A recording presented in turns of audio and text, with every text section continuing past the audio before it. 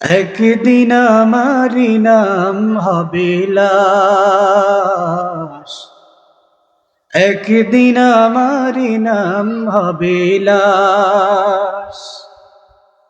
সাদা কাফন পড়বে দেহ, রবে না আর আপন কেহ। সাদা কাফন পড়বে দেহ, রবে না আর আপন কেহ। বন্ধ হবে রে নিঃশ্বাস, একদিন আমারি নাম হবে লাশ, একদিন আমারি নাম হবে লাশ। মসজিদে এলান হবে, একে একে জানবে সবে, সকলেই আসবে আমার বাড়ি। শেষ দেখা দেখবে স্বজন, দেখে আমায় ভিজবে নয়ন, শেষ হবে মিছে জমিদারি। মসজিদে এলান হবে, একে একে জানবে সবে, শেষ হবে মিছে জমিদারি। শেষ দেখা দেখবে স্বজন, দেখে আমায় ভিজবে নয়ন, শেষ হবে মিছে জমিদারি। বড়ই পাতা গরম পানি আনবে কেউ আতর দানি, বড়ই পাতার গরম পানি আনবে কেউ আতর দানি। কেউ গিয়ে কাটবে ঝাড়ের বাস, একদিন আমার নাম হবে লাশ, একদিন আমার নাম হবে লাশ। দীঘাবো যুব সমাজ ও এলাকাবাসীর উদ্যোগে আয়োজিত আজকের এই চমৎকার মাহফিলে উপস্থিত সম্মানিত এলাকাবাসী এবং যারা আশেপাশে আমার আলোচনা শুনতেছেন, আসুন আমরা আলোচনার শুরুতে মন প্রাণ উজাড় করে সেই মহান রবের প্রতি কৃতজ্ঞতা শুকরিয়া আদায় করি, যিনি আমাদেরকে এই চমৎকার বাগানে আসার মতো তৌফিক দান করেছেন। এই জন্য প্রত্যেকেই শুকরিয়া দান করি আলহামদুলিল্লাহ। সালাতু সালাম পেশ করি মানবতার মুক্তির দিশারি মুহাম্মাদুর রাসূলুল্লাহ সাল্লাল্লাহু আলাইহি ওয়াসাল্লামের প্রতি। ইমরান এবং হাসিব দুজন আমার কাছে আসো। ইমরান, হাসিব দুজন আমার কাছে আসো। এখানে কথা হচ্ছে, বাচ্চারা বাঁশি বাজাইতেছে, সাউন্ডটা একবার মিউট করে দাও। ওই পাশে যারা আছে এদেরকে ভিতরে ঢুকায় দাও। জিহাদ, বন্ধু বান্ধব নিয়ে ভিতরে ঢুকে যাও, নয়তো এই গেট ছেড়ে দাও, দুটো থেকে একটা করো।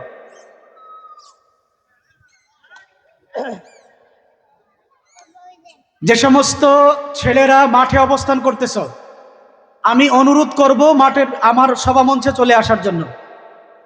আর যদি তোমরা না আসো তাহলে দয়া করে পিছনের দিকে চলে যাও, তোমাদের জন্য খুব অসুবিধা হচ্ছে এখানে। সম্মানিত ভাইরা আমার, আমি আপনাদের সম্মুখে পবিত্র কুরআনুল কারীমে সূরা নূহ এর 10 নম্বর আয়াত তিলাওয়াত করেছি এবং সহিহ মুসলিম এর 2702 নম্বর হাদিস পাঠ করেছি। কুরআনুল কারীমের একটি আয়াত এবং একটি হাদিস, এই দুটিকে কেন্দ্র করে একটা বিষয়কে সামনে নিয়ে আপনাদের সামনে আমি অল্প কিছুক্ষণ কথা বলবো ইনশাআল্লাহ। এই জন্য আশেপাশে যে সমস্ত ভাইয়েরা আছেন, বিশেষ করে মুরব্বী বাবাজিরা আছেন, আপনাদের যাদের চা খাওয়া শেষ হয়েছে, বিনীত অনুরোধ থাকবে আপনারা ভিতরে চলে আসুন। মাগরিবের নামাজের পরেই আপনাদেরকে বলেছিলাম আপনারা দয়া করে মাঠে থাকবেন, বাহিরের মেহমানরা আসার পরে আপনারা যাবেন ইনশাআল্লাহ। তো অনুরোধ করব এখনো যারা আশেপাশে ঘোরাফেরা করছেন তারা ভিতরে প্রবেশ করে। মোহতারাম হাজিরিন, আমি আপনাদের সামনে যে আয়াতটি তিলাওয়াত করেছি এবং যেই হাদিসটি পাঠ করেছি, এই দুটির সমন্বয়ে একটি বিষয়কে কেন্দ্র করে কথা বলবো এবং আলোচনার মধ্যে আমি আপনাদেরকে একটি ছোট্ট আমল দেওয়ার চেষ্টা করব ইনশাআল্লাহ। এই আমলটি যদি আমরা নিয়মিত করতে পারি তাহলে আমাদের অনেকগুলো ফায়দা হাসিল হবে, অনেক উপকারিতা আমরা পাবো ইনশাআল্লাহ। ছোট্ট আমলটি কি এবং তার ফায়দা কি, এটা নিয়েই ইনশাআল্লাহ আমার আজকের আলোচনা। সেই ছোট্ট আমলটি কি, এই বিষয়ে আলোচনা করার আগে আমি কি তোমাদের দিকে তাকায় থাকবো সারাক্ষণ? কথা বলো কেন? বিল্লাল হুজুর কই গেছে? বিল্লাল হুজুর, বিল্লাল হুজুর একটু দয়া করে ভিতরে আসেন। বিল্লাল হুজুর একটু দয়া করে ভিতরে আসেন। দিলওয়ার বসে যাও, বসে যাও। বিল্লাল হুজুর এই মাদ্রাসার হুজুর। সম্মানিত ভাইরা আমার, আমি আপনাদের সম্মুখে যেই বিষয়টি নিয়ে কথা বলতে চাই, এই বিষয়টি বলার আগে আপনাদের কাছে আমার একটি প্রশ্ন থাকবে।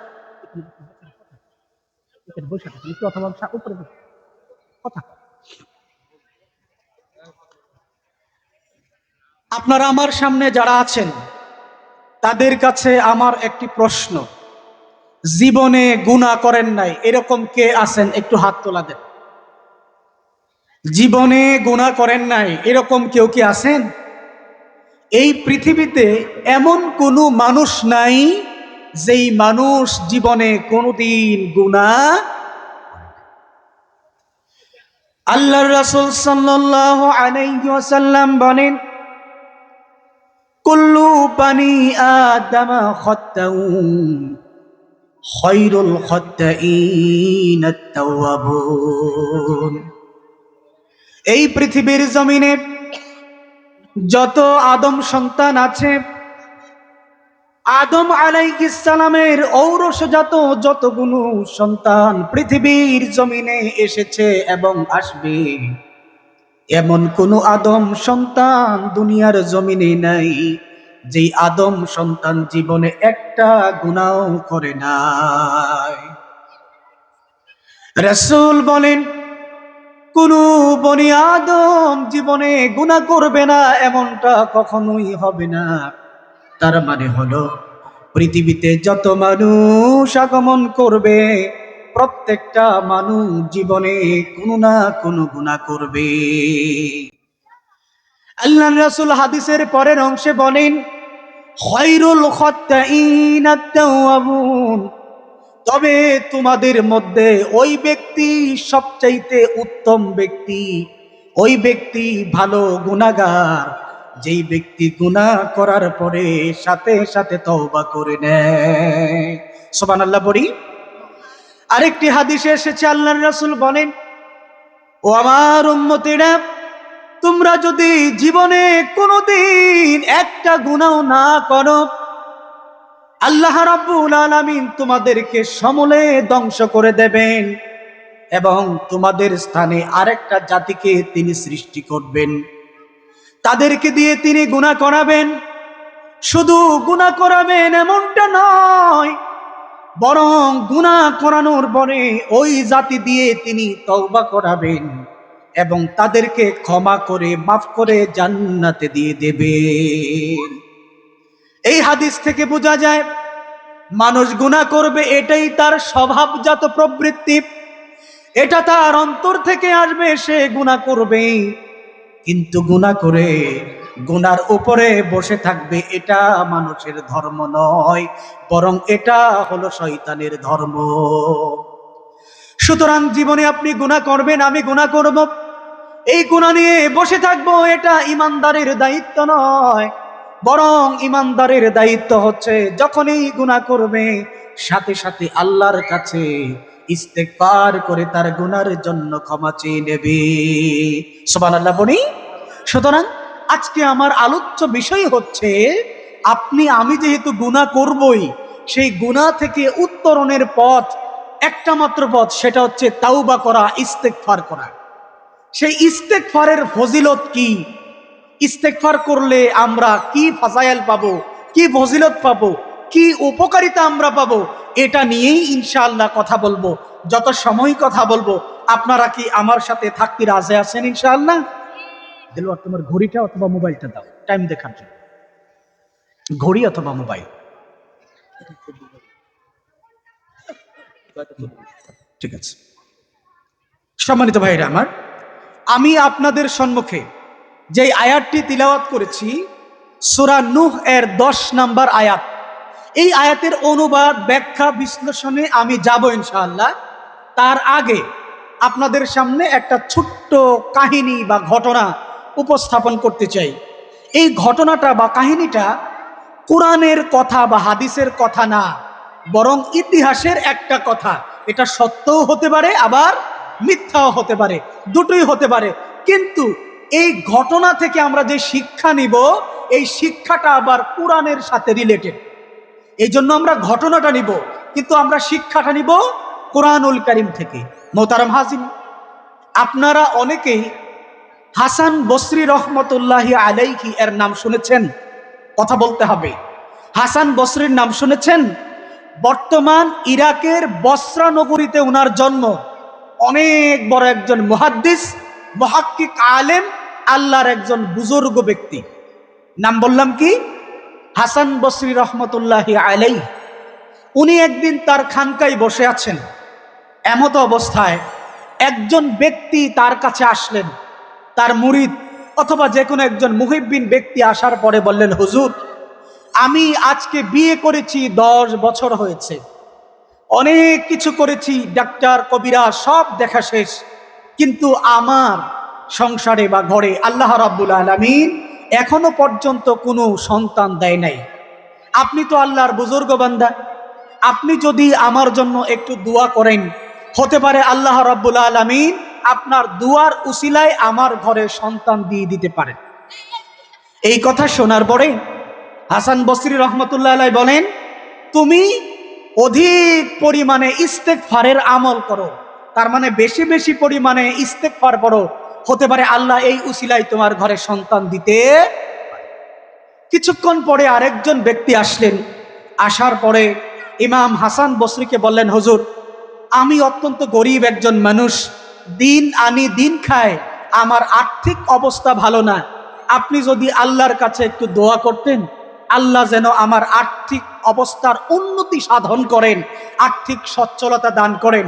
ইমাম হাসান বসরি বলেন, তুমি অধিক পরিমাণে ইস্তেগফারের আমল করো, ইনশাআল্লাহ আল্লাহ এই উসিলায় তোমার সম্পদের মধ্যে বরকত দেবেন, আর তুমি অসচ্ছল থাকলে তোমাকে সচ্ছল করে দেবেন। আপনারা আমার কথা বুঝতেছেন? কিছুক্ষণ পরে একদল মানুষ আসছে, একদল 15 জন 20 জন এরকম। আসার পরে বলল, হুজুর, আমাদের এলাকায় বেশ কিছুদিন ধরে এই বাচ্চাটাকে, এই যে মুরব্বী, এই বাচ্চাটাকে বসায় দেন, ওর ক্যাট আওয়াজ ভালো লাগে, বসায় দেন। আমাদের এলাকায় অনেক দিন ধরে বৃষ্টিপাত হচ্ছে না, যার ফলশ্রুতিতে আমরা যে ফসল ফলিয়েছিলাম, এই ফসলগুলো মরে যাওয়ার উপক্রম। আপনি যদি একটু আল্লাহর কাছে দোয়া করতেন, যেন আল্লাহ রাব্বুল আলামিন বৃষ্টির ব্যবস্থা করতেন, তাহলে ইনশাআল্লাহ আমাদের ফসলগুলো বেঁচে যেত। তার কাছে বললেন, ইমাম হাসান বসরির কাছে বললেন। ইমাম হাসান বসরি বলেন, তাহলে তোমরা এক কাজ করো, সমবেতভাবে খোলা মাঠের মধ্যে তোমরা একত্রিত হয়ে ইস্তেগফারের আমল শুরু করে দাও, হতে পারে আল্লাহ এই উসিলায় তোমাদের বৃষ্টি দান করবেন। বলেন তো, ওনার কাছে কেস বা সমস্যা আসছে কয়টা? বুঝেন নাই? সমস্যা কয়টা আসছে? 3টা। তিনি সলিউশন দিয়েছেন কয়টা? একটা। সেটা কি? ইস্তেগফারের আমল। আপনারা কি কথা বুঝতে পারতেছেন? ইমাম হাসান বসরি রহমতুল্লাহি আলাইহি 3 ধরনের সমস্যার জন্য একটা মাত্র সমাধান দেওয়ার পরে ওনার একজন মুরিদ পাশেই বসা ছিলেন। তিনি বললেন, হুজুর সাহেব,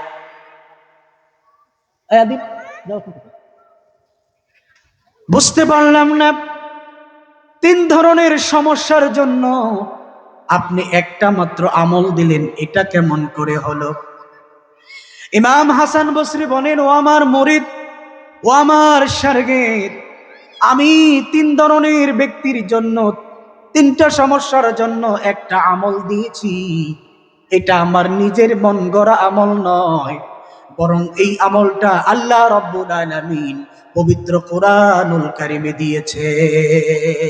সুবহানাল্লাহ পড়েন। তিনি বললেন সূরা নূহের 10 নম্বর আয়াত, যেটা আমি তিলাওয়াত করেছি। তিনি বললেন, ফাকুলতুস্তাগফিরু রাব্বাকুম ইন্নাহু কানা গাফফারা।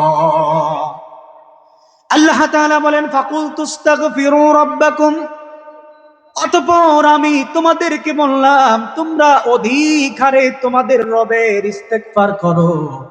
এর কারণ হলো ইন্নাহু কানা গাফফারা, নিশ্চয়ই তোমাদের রব হলেন ক্ষমাশীল। সুবহানাল্লাহ পড়েন। তার মানে হলো তোমরা যত গুনাহ করো না কেন, তোমরা যদি আল্লাহ রাব্বুল আলামিনের কাছে ইস্তিগফার করতে পারো, অবশ্যই আল্লাহ তোমাদের গুনাহগুলোকে ক্ষমা করে দেবে। সুবহানাল্লাহ পড়েন। আল্লাহ কিভাবে গুনাহ ক্ষমা করেন এই ব্যাপারে ছোট্ট একটা ঘটনা বলি। ঘটনাটা ইসরায়েলি বর্ণনায় আসছে, সহিহ হাদিস দিয়ে প্রমাণিত না, কিন্তু এই আয়াতের শিক্ষা আমরা ওখানে পাবো ইনশাআল্লাহ। আমি কিন্তু ক্লিয়ার করে দিচ্ছি কোনটা সহিহ হাদিস কোনটা জয়ীফ হাদিস, যেন ভেজাল না বাজে।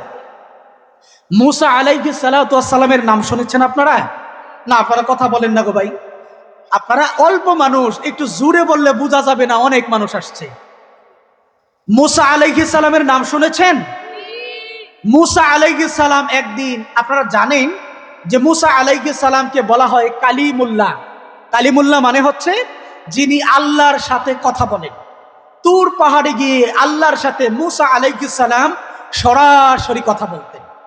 তো একদিন তিনি আল্লাহর কাছে বললেন, রব্বুল আলামিন, আপনার কাছে আমার জানতে বড় ইচ্ছা, আমার উম্মতের মধ্যে সবচাইতে গুনাহগার ব্যক্তিকে, এটা আমি জানতে চাই। কি জানতে চান? সবচাইতে গুনাহগার ব্যক্তিকে, এটা কে জানতে চায়? মুসা জানতে চায়। কার কাছে? আল্লাহর কাছে। আল্লাহ বললেন, মুসা, তুমি যদি এটা জানতে চাও তাহলে আগামীকালকে ভোর বেলায় সূর্য যখন পূর্ব দিগন্ত থেকে উদিত হয়, তুমি ওই পূর্ব দিকে বসে থাকবে। সর্বপ্রথম তোমার সামনে দিয়ে যেই ব্যক্তি হেঁটে যাবে সেই হচ্ছে সবচাইতে গুনাহগার ব্যক্তি। বুঝতেছেন? মুসা আলাইহিস সালাতু ওয়াস সালাম অধীর আগ্রহে পরদিন সকাল বেলায় সূর্য যখন উদিত হয় ওইখানে গিয়ে তিনি বসে রইলেন। তাকে দেখার জন্য? বলেন তো, গুনাহগার ব্যক্তিকে দেখার জন্য তিনি গিয়ে বসে রইলেন। হঠাৎ করে তিনি দেখতে পেলেন যে পূর্ব দিগন্ত থেকে রাস্তা দিয়ে একজন ব্যক্তি, ওনার মতো একজন ব্যক্তি, এরকম ছোট্ট একটা বাচ্চাকে হাত ধরে তার বাচ্চা সহ তিনি আসতেছেন। মুসা আলাইহিস সালাম বুঝলেন এই ব্যক্তিটা হচ্ছে বর্তমান জামানার সবচাইতে গুনাহগার ব্যক্তি। মুসা আলাইহিস সালাম চলে গেলেন। বিকেল বেলা আবার তার ইচ্ছে হলো, সবচাইতে গুনাহগার ব্যক্তি তো দেখলাম, এবার সবচাইতে ভালো ব্যক্তিকে, উত্তম ব্যক্তিকে, তাকে যদি একটু দেখতে পারতাম। এবার মুসা আলাইহিস সালাম আবার আল্লাহর কাছে দোয়া করলেন, আল্লাহ, আমি যদি ওই ব্যক্তিটাকে দেখতে পারতাম যে ব্যক্তি সবচাইতে ভালো। আল্লাহ বললেন, মুসা, তুমি আবার সেই রাস্তায় চলে যাবে। সূর্য যখন অস্তমিত হয় ওই সময় ওই রাস্তা দিয়ে যেই ব্যক্তি যাবে সেই হচ্ছে তোমার জামানার উম্মতের মধ্যে সবচাইতে ভালো ব্যক্তি। সুবহানাল্লাহ পড়েন। মুসা আলাইহিস সালাতু ওয়াস সালাম আগের জায়গায় গিয়ে অধীর আগ্রহে বসে রইলেন সবচাইতে উত্তম ব্যক্তিকে দেখার জন্য। তিনি দেখতে পেলেন সূর্য যখন অস্তমিত হয় ওই পশ্চিম দিগন্ত থেকে সকালবেলা যে ব্যক্তি পূর্ব দিগন্ত থেকে যাচ্ছিল ওই ব্যক্তি ফিরতি পথে আবার আসতেছে। সুবহানাল্লাহ পড়েন। মুসা আলাইহিস সালাম বুঝলেন এই ব্যক্তি সবচেয়ে ভালো ব্যক্তি, কিন্তু অন্তরের মধ্যে খটকা লেগে গেল। সকালবেলা আল্লাহ তো দেখা নেই, ওই ব্যক্তি হলো সবচেয়ে গুনাহগার মানুষ। সকালে যাকে গুনাহগার দেখা গেল, সন্ধ্যার সময় লোকটা সবচেয়ে ভালো হয়ে গেল। এটা কেমন করে হলো এটা আমার বুঝে ধরে না। আপনাদের বুঝে ধরতেছে? তিনি আল্লাহর কাছে দোয়া করলেন, রব্বুল আলামিন, আমি বুঝতে পারছি না এটা কেমন করে সম্ভব হয়। যেই ব্যক্তি সকালবেলা ভালো সবচাইতে খারাপ ছিল, ওই ব্যক্তি এখন সবচাইতে ভালো কেমন করে হয়? আল্লাহ বলেন, ওগো মূসা, তুমি যে কথা বলেছো সেটা সঠিক, কিন্তু তোমার কাছ থেকে লোকটা চলে যাওয়ার পরে তোমার চোখের আড়ালে কি ঘটনা ঘটেছে সেটা তো তুমি জানো না। আল্লাহ আপনার কাছে জানতে চাই ঘটনা কি ঘটেছে। আল্লাহ বলেন, ও নবী মূসা, তোমার সামনে থেকে লোকটা যখন কিছু দূর সামনে চলে গেল, যাওয়ার পরে সামনে একটা নদী পেল।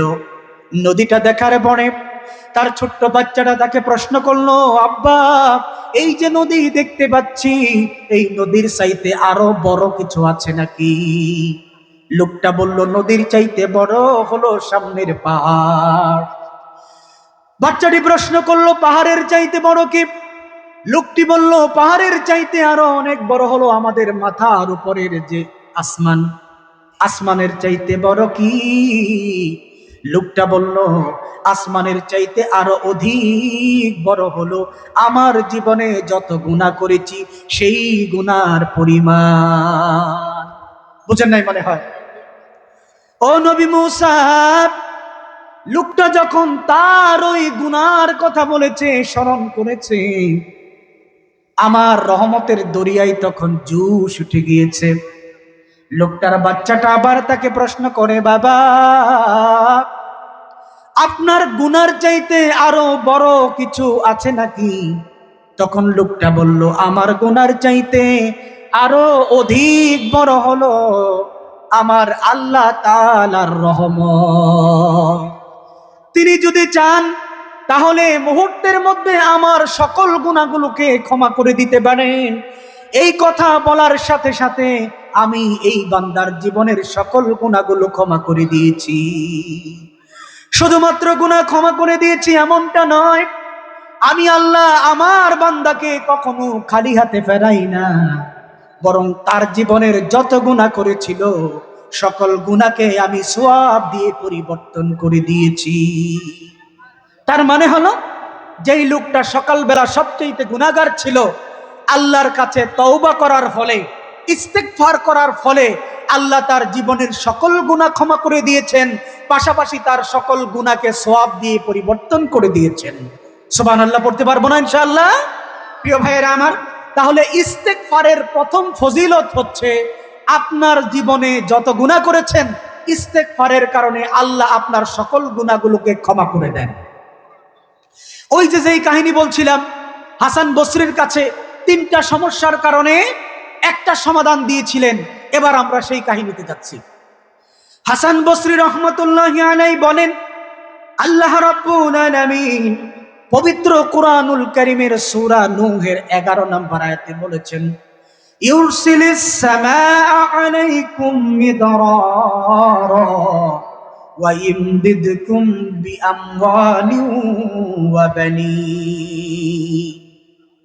তিনি তার শারগেদকে বলছেন, ও আমার শারগেদ, আল্লাহ রাব্বুল আলামিন সূরা নূহের 11 নম্বর আয়াতের মধ্যে বলেছেন, ইউরসিলিস সামাআ আলাইকুম মিদরারা, তোমরা যখন ইস্তেগফারের আমল শুরু করে দেবে, আল্লাহ রাব্বুল আলামিন খুশি হয়ে যাবেন এবং তোমাদের গুনাহকে মাফ করে তোমাদের উপরে তিনি বৃষ্টি বর্ষণ করে দেবেন। ওয়া ইমদিদকুম বিআমওয়াল, এবং তোমাদের সম্পদ যদি না থাকে, ইস্তিগফার পড়ার কারণে তিনি তোমাদেরকে সম্পদশালী বানিয়ে দেবেন।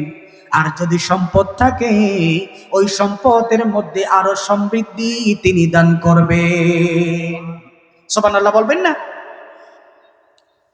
ওয়া ইমদিদকুম বিআমওয়ালিন ওয়া বানীন, বানীন শব্দের অর্থ হচ্ছে সন্তান। তার মানে হলো, কোনো ব্যক্তি যদি ইস্তেগফারের আমল করতে পারে, যদি তার সন্তান না থাকে, আল্লাহ তার ঘরে সন্তান দিয়ে দেবেন। আর সন্তান যদি থাকে, ওই সন্তানের মধ্যে তিনি বরকত দান করবে।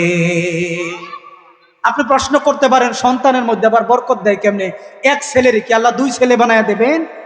না, বরং এটার ব্যাখ্যা হলো, আপনার সন্তান হয়েছে এমন অনেক পিতামাতা আছে, সন্তানের অত্যাচারে, তার দুষ্টামিতে, তার অন্যায় আচরণের কারণে সন্তানকে নিজ হাতে পুলিশের হাতে হ্যান্ডওভার করে, এমন কুসন্তান আছে নাকি নাই? শুধু সন্তান হলেই হবে না, বরং ওই সন্তানটা যেন আপনার সুসন্তানে পরিণত হয়, এটা আপনাকে দেখতে হবে। আপনি যদি ইস্তেগফারের আমল করেন, ইনশাআল্লাহ আল্লাহ রাব্বুল আলামিন আপনার সন্তানটাকে কুসন্তান না বানিয়ে বরং সুসন্তান হিসেবে কবুল করে নেবেন।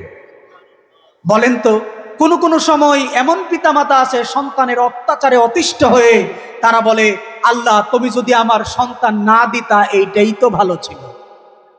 এরকম কয় না? এই জন্য এরকম দুষ্ট সন্তান থাকার চাইতে, দুষ্ট গরু থাকার চাইতে শূন্য গোয়াল ভালো।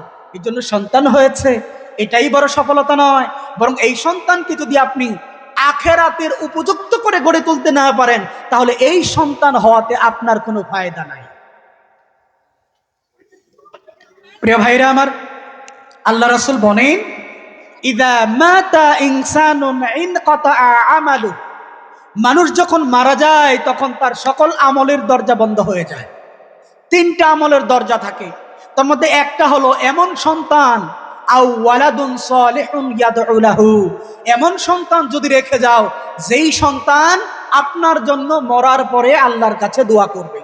কিন্তু আমাদের দেশের যেই সন্তান দেখি, তাদের যে প্যান্ট, তাদের যে চুলের ছাঁট, তাদের যে দেহের কাপড়, তাদের যে হাবভাব, তাদের যে চলাফেরা, এই সন্তান দেখে আপনার কি মনে হয় আপনার সন্তান আপনার জন্য কবরের পাশে দাঁড়িয়ে আপনার জন্য দোয়া করবে? বর্তমান সময়ের পোলাপান যে সমস্ত ছেলেমেলে, তাদের লাইফস্টাইল দেখে, তাদের হাবভাব, চলাফেরা, অ্যাটিটিউড, এগুলো দেখে মনে হয় না যে আপনি মারা যাওয়ার পরে তারা আপনার জন্য একদিনের জন্য দোয়া করবে। এরকম সন্তান আমরা গড়ে তুলতে পারতেছি না। এজন্য এরকম সন্তান যদি গড়ে তুলতে চান, আল্লাহর কাছে অধিক পরিমাণে ইস্তেগফার করতে হবে। সূরা নূহ এর 11 নম্বর আয়াত তার দলিল। তাহলে এই 10 এবং 11 এই দুইটা আয়াত থেকে আমরা জানলাম ইস্তেগফারের কারণে আল্লাহ আমাদেরকে তিনটা জিনিস দিবেন। এক, যদি অনাবৃষ্টি হয়, বৃষ্টিপাত না হয়, তাহলে অধিক পরিমাণে ইস্তেগফারের কারণে তিনি বৃষ্টি দেবেন। আর আপনার যদি অসচ্ছলতা থাকে, সম্পদ না থাকে, ইস্তেগফারের আমলের কারণে আপনাকে সচ্ছলতা দান করবেন। আর হলো, আপনার যদি সন্তান না থাকে, আপনাকে সন্তান দেবেন। সন্তান থাকলে এই সন্তানকে সুসন্তান হিসেবে গড়ে তোলার তৌফিক দান করবেন। সুবহানাল্লাহ পড়ি একবার। প্রিয় ভাইরা আমার, আপনারা কি বিরক্ত হচ্ছেন? আমার কথা বুঝতেছেন? যদিও মুরব্বী মানুষ, কথা বলতে কষ্ট হয়, তারপরে একটু উত্তর দেবেন ইনশাআল্লাহ। আমি এখন একটা হাদিস বলে ইস্তেগফারের আর 3টা ফজিলত বলে আমার আলোচনা শেষ করব। আর মাত্র 4 মিনিট সময় আছে। 4 মিনিট সময় কি আমাকে দেবেন না ইনশাআল্লাহ? প্রিয় ভাইরা আমার, তাহলে হাদিসটা আসছে আবু দাউদের 1518 নম্বর হাদিস। হাদিসের বর্ণনাকারী হচ্ছেন আব্দুল্লাহ ইবনে আব্বাস রাদিয়াল্লাহু তাআলা আনহু। তিনি বলতেছেন, আল্লাহর রাসূল ফরমান, মান লাজিমাল ইস্তিগফার জাআলাল্লাহু লাহু মিন কুল্লি দীকিন মাখরাজা। আল্লাহর রাসূল বলেন, কোন ব্যক্তি যদি ইস্তেগফারকে তার সাথী বানিয়ে নেয়, তার মানে হলো উঠতে গিয়ে আস্তাগফিরুল্লাহ, বসতে গিয়ে আস্তাগফিরুল্লাহ, ঘুমাচ্ছেন আস্তাগফিরুল্লাহ, চলতেছেন আস্তাগফিরুল্লাহ, কাজ করতেছেন আস্তাগফিরুল্লাহ, এইরকম হরদম যদি আস্তাগফিরুল্লাহ পড়েন, আপনি যদি ইস্তেগফারকে সাথী বানিয়ে নিতে পারেন, জাআলাল্লাহু লাহু মিন কুল্লি দীকিন মাখরাজা, আল্লাহ রাব্বুল আলামিন ইস্তেগফারের কারণে আপনি যত বড় কঠিন বিপদেই পড়েন না কেন, আপনাকে বিপদ থেকে আল্লাহ উদ্ধার করার একটা না একটা রাস্তা বের করে দেবে। সুবহানাল্লাহ পড়েন। তার মানে হলো, আপনি যত বিপদেই পড়েন না কেন, বিপদে পড়েছেন, আস্তাগফিরুল্লাহ আস্তাগফিরুল্লাহ পড়া শুরু করে দেন। এই উসিলায় আল্লাহ রাব্বুল আলামিন আপনাকে বিপদ থেকে উদ্ধারের কোনো না কোনো ব্যবস্থা করে দেবেন। ওয়া মিন কুল্লি হাম্মিন ফারাজা, আপনি যত টেনশনেই থাকেন না কেন, যত পেরেশানির মধ্যে থাকেন না কেন, দুশ্চিন্তার মধ্যেই থাকেন না কেন, আপনি যদি ইস্তিগফারের আমল করতে পারেন, আল্লাহর রাসূল বলেন আপনার সকল টেনশন আল্লাহ দূর করে দেবে। ওয়ারযুকহু মিন হাইসু লা ইয়াহতাসিব, যে ব্যক্তি অসচ্ছল দরিদ্র গরিব মানুষ, সে যদি হরহামেশাই ইস্তিগফার পড়তে পারে, আল্লাহ রাব্বুল আলামিন এমন জায়গা থেকে তার রিজিকের ফয়সালা করে দেবেন যেখান থেকে রিজিক আসতে পারে তার কল্পনাতেও ছিল না। তার মানে হলো, এই হাদিসের বক্তব্য হলো, আপনি যদি ইস্তিগফারকে আপনার সাথী বানিয়ে নেন, হরহামেশাই ইস্তিগফার পড়েন, আপনি তিনটা লাভ পাবেন। এক নাম্বার হলো, যত বিপদেই পড়েন না কেন প্রত্যেকটা বিপদ থেকে আল্লাহ আপনার উদ্ধারের একটা না একটা রাস্তা বের করে দেবে। দুই নাম্বার হলো, আপনি যত পেরেশানিতেই থাকেন না কেন, যত অশান্তিতেই থাকেন না কেন, ইস্তিগফার করার কারণে আল্লাহ আপনার মনের মধ্যে শান্তি দিয়ে দেবেন, সকল পেরেশানি দূর করে দেবেন। তিন নাম্বার হলো, ইস্তিগফারের কারণে আপনার অসচ্ছলতাকে আল্লাহ দূর করে দেবে। সম্মানিত ভাইয়েরা আমার, এই যে ইস্তিগফারের আমল, এত চমৎকার যে আমল আমরা পেলাম, দুনিয়ার জমিনে আল্লাহ তিনটি ছয়টি, কয়টা দিবেন? ছয়টা। কোরআন থেকে তিনটা পাইলাম, হাদিস থেকে ছয়টা পেলাম। এবার চলেন আমরা আখিরাতে চলে যাই। পরকালে ইস্তিগফারের কারণে আল্লাহ কি দিবেন? আল্লাহ বলতেছেন, ওয়ায়াজআল লাকুম জান্নাতি ওয়ায়াজআল লাকুম আনহারা। সুবহানাল্লাহ পড়ি। আল্লাহ বলেন, তোমরা যদি অধিক পরিমাণে ইস্তিগফার পড়ো, তাহলে আমি তোমাদের জন্য এমন জান্নাত রেডি করে রেখেছি যেই জান্নাতের তলদেশ দিয়ে নহর প্রবাহিত রয়েছে। এখন প্রশ্ন হলো, ছোট্ট এই ইস্তিগফার আমাকে এত ফজিলত দিবে কিভাবে? এটা বোঝাতে গেলে আর 2টা মিনিট সময় নিব। আপনারা কি দিবেন ইনশাআল্লাহ? প্রিয় ভাইরা আমার, এই যে আমাদের সামনে ছোট বাচ্চারা বসে আছে, এরা যখন প্রথমেই লেখা শুরু করে দেয়, তখন লেখাগুলো তারা কাঠ পেন্সিল দিয়ে লেখে নাকি বল পেন দিয়ে লেখে? কোনটা বলেন তো? কাঠ পেন্সিল দিয়ে লেখে। কারণ কি? কারণ তাদের ভুল হওয়ার সম্ভাবনা বেশি। এই জন্য ভুল লেখাটাকে যেন বারবার মুছা যায়, এই জন্য তাকে কাঠ পেন্সিল দেয় এবং একটা ইরেজার দেয়, একটা রবার দেয়, যেন ভুল হয়ে গেলে সেটাকে সে কি করতে পারে? মুছে ফেলতে পারে। প্রিয় ভাইরা আমার, আল্লাহর রাসূল বলেন, বান্দা যখন কোনো গুনাহ করে, তখন তার হার্টের মধ্যে, কলবের মধ্যে, অন্তরের মধ্যে একটা কালো দাগ পড়ে।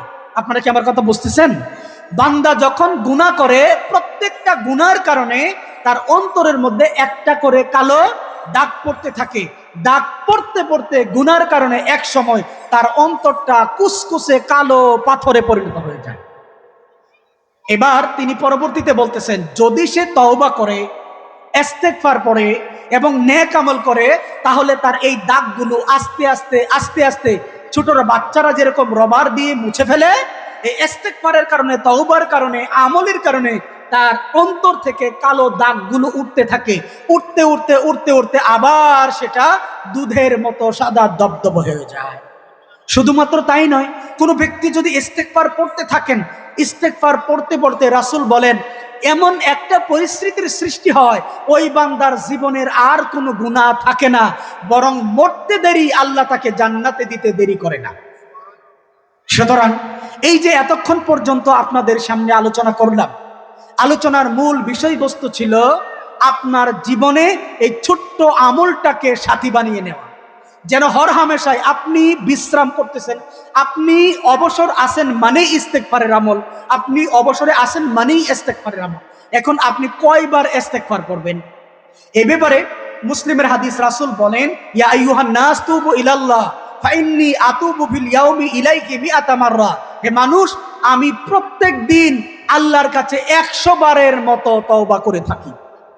তাহলে রাসূল যদি, যার জীবনের কোনো গুনাহ নাই, তিনি প্রতিদিন 100 বার গুনাহ করেন, আমাদের তো গুনার অভাব নাই, আমাদের কি পরিমাণ ইস্তিগফার পড়া দরকার বলেন তো ভাই? এই জন্য কমসে কম আমরা প্রতিদিন আল্লাহর রাসূলের এই সুন্নতটা আদায় করব, 100 বার হলেও ইস্তিগফারের আমল করব। এবার লাস্ট পয়েন্টে চলে আসি, মেডিসিন দেই। শুধু ইস্তিগফারের আমল করলেই আপনি জান্নাতে যেতে পারবেন না। হুজুর বয়ান করলেন যে পাগড়ির অনেক ফজিলত, এটা রাসূলের চমৎকার সুন্নত। আপনি লুঙ্গি খুলে পাগড়ি পরে ফেললেন, আলটিমেটলি হলো কি আপনি ফরজ তরক করে নফল ধরলেন। এই জন্য ইস্তেগফারের আমল করার আগে বিনীত অনুরোধ, আমরা ফরজ ইবাদতগুলি সঠিকভাবে আদায় করব। আমরা আমি শেষ করে দিচ্ছি 1 মিনিটের ভিতরে। আমরা ফরজ ইবাদতগুলি সঠিকভাবে আদায় করব, ওয়াজিব ইবাদতগুলি সঠিকভাবে আদায় করব, নফল সুন্নতগুলো সঠিকভাবে আদায় করব, সকল প্রকার হারাম থেকে নিজেকে বাঁচিয়ে রাখব, তাহলেই ইস্তেগফার কাজ করবে। নয়তো ওইগুলি ঠিক না করলে ইস্তেগফারে কাজ করবে না। আমি কি বুঝাইতে পারলাম? আসুন আমরা এই সূত্র আমলটা করি এবং আমাদের জীবনে অপরাপর যত বিষয়গুলি আছে এইগুলোকে কোরআন হাদিসের সাঁচে ধাঁচে সাজাই। আল্লাহ তাআলা তৌফিক দান করুক। সকলেই পড়ছি আমিন। সম্মানিত ভাইরা আমার, এখন এশার নামাজের আজান হবে। ঠিক 7টায় জামাতের সাথে এশার নামাজ পড়ে আমরা যথারীতি মাহফিলে চলে আসব এবং আমাদের মাহফিলের কার্যক্রম চলবে ইনশাআল্লাহ। এখন এশার নামাজের আজান হবে।